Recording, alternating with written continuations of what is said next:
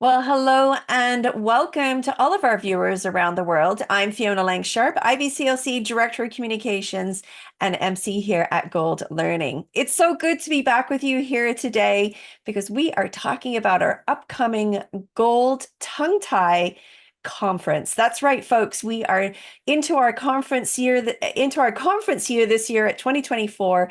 I'm so excited that we've graduated this particular event. It is much bigger this year. We've got keynotes that are coming up for you. That means you'll have lots of content that's free and open access, which you can share with all of your colleagues.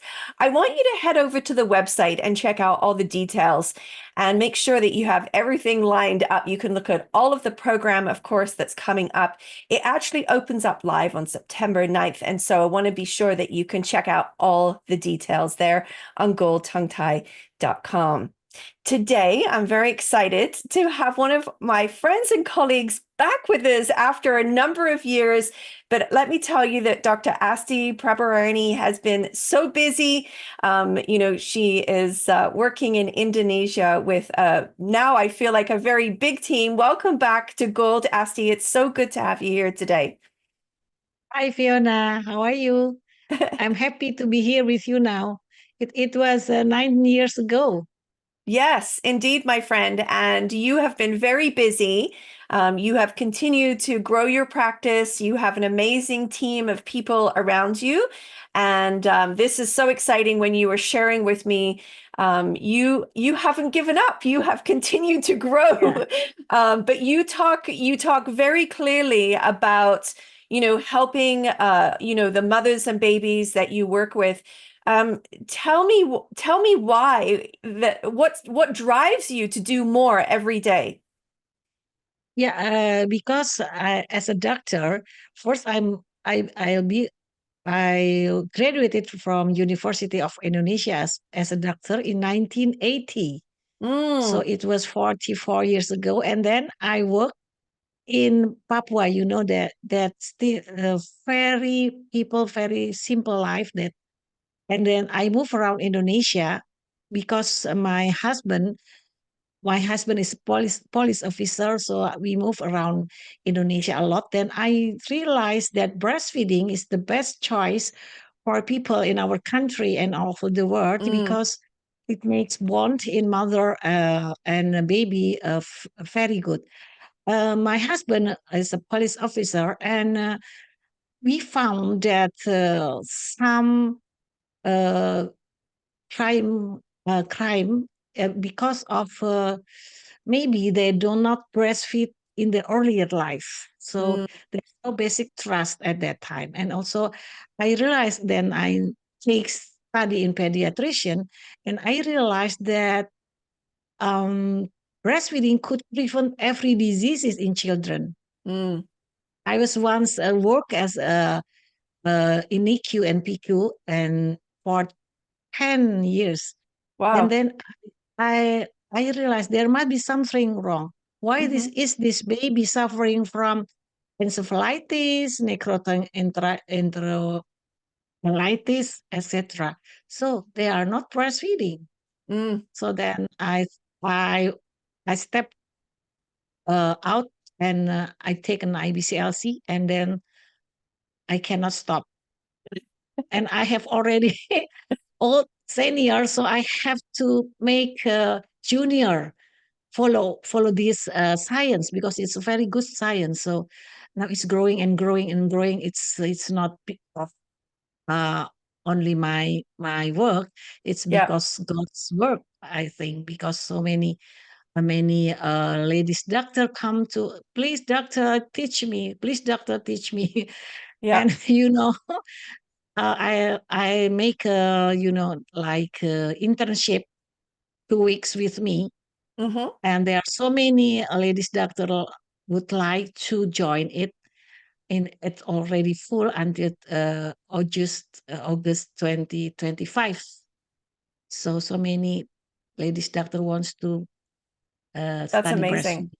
Yeah, that's amazing. So you're full all the time. I think probably what I've seen over the years since I've been practicing is the demand of the parents and the mothers Yeah, have said, yeah, I want to breastfeed. I really yeah, want to breastfeed. I think some of they come to us now and they have heard from their friends, how hard it yeah, is or there's problems.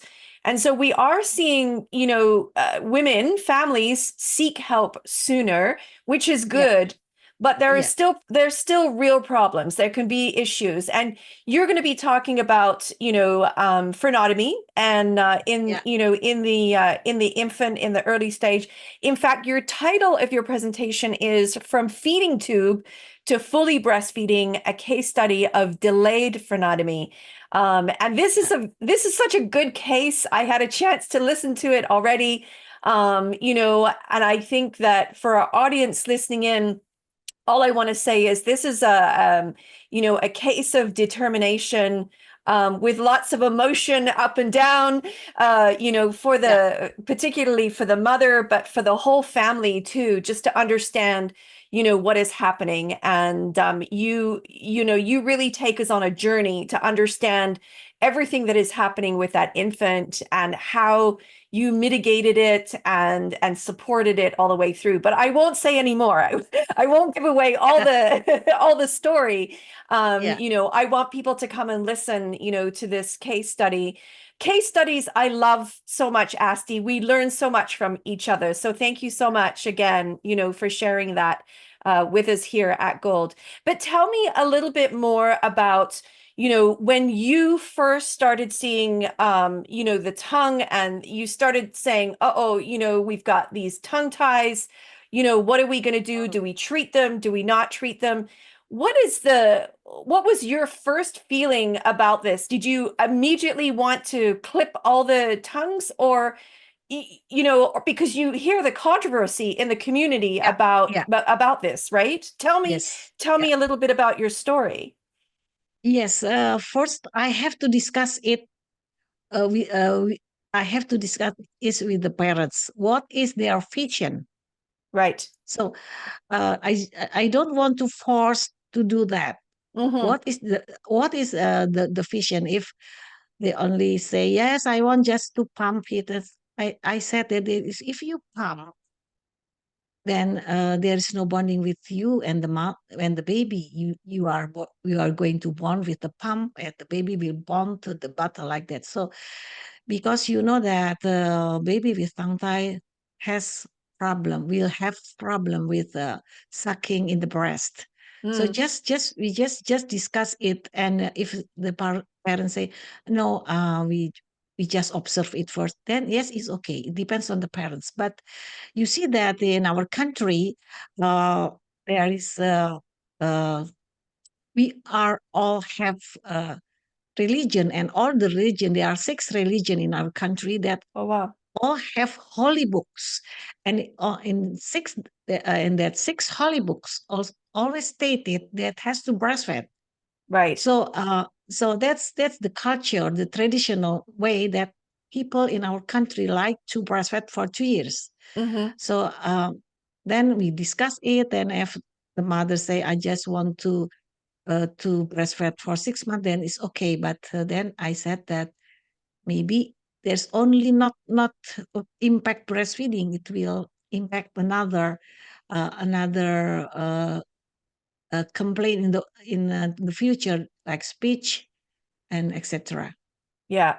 No, it's very interesting talking about the long-term impact of, the frenotomy now, because I think some people, they're happy to switch to the bottle, because it's convenient maybe for them, or they have parents Yeah, or a partner, a husband that can help as well. But you're right. We see the same, in North America here, we see many different faiths that do talk about, feeding for a minimum of 2 years. And it's very important to the family. And I think it can be very devastating, if they can't feed. And I find that the mothers, they feel so much guilt and shame, even today in our culture and society that's changed. But they feel like they are broken. And I know you touch on this a little bit too, but it is so important that we counsel them through the process of understanding what's happening to know that, they are not at fault. But Yeah. there are many things that they can do in order to support, with Yeah. the milk and the milk Yes. supply as well. So that's going to be really important. Have you seen an increase of this with tongue tie like we've seen here in North America? Yes. Yeah, many Yes. patients coming. Yeah. We- Uh, uh, it's increasing the Hmm. number of baby with tongue tie in my private practice that already 44 years. Yeah. Yeah, it's so interesting. And I think that we're still searching for the answers. We're still looking, at this and trying to understand. And I know there's many people wondering, is it real? Is it not? Are we just seeing it for the first time, or did we miss it, all these Yeah, other yeah, yeah. times, right? So yeah, and it's an ongoing. I think this will be a great discussion that we'll have again, at the tongue tie conference, because everybody asks this question, Yes, what we're yes, looking at as well. As part of your clinic, I know that you are a practitioner who does clip the anterior and posterior tongue tie. Have you been training other physicians to do this as well in your community? yes. That's Yeah. why the internship with me and is already full until August 2025. And now I'm very happy to join the ASTOT, Australasian Society for Teeth Oral Tissue. So in Australia and Asia, we have organization like that, Yes. head by Dr. David Todd, a neonatologist, and now I'm one of the board of that organization. So we make it more solid. Oh, that's fantastic. Yeah, I think that's what people are looking for too, is some accountability, when we're practicing as well. So that's really wonderful to hear. And I was thinking about you had mentioned earlier about the training being full, and I was thinking Yeah, that you were talking about, perhaps just training the lactation consultant, but these are physicians that you're training to do the frenotomy yeah, as well, which is yeah, fantastic. And I think because accessibility to a good practitioner, of course, is so important for our families, because for a long time, we didn't have access, we didn't have yeah. access to people, Yes. and so it's becoming more common. And, of course, we appreciate that. Well, Dr. Asti, I so appreciate again your case study, and I look forward to seeing your presentation again, from feeding tube to fully breastfeeding, a case study of Okay. delayed frenotomy. Thank you so much for being here today and chatting with us further about this topic. Okay. Thank you. Thank you. And to everybody, of course, tuning in, don't forget to head over to our website, goldtonguetie.com. There you'll be able to find all of the details of the presentations coming up, as well as our opening and closing keynotes, which are free and open access. You can register for all of those today. We'll look forward to seeing you again. Bye-bye for now, everyone.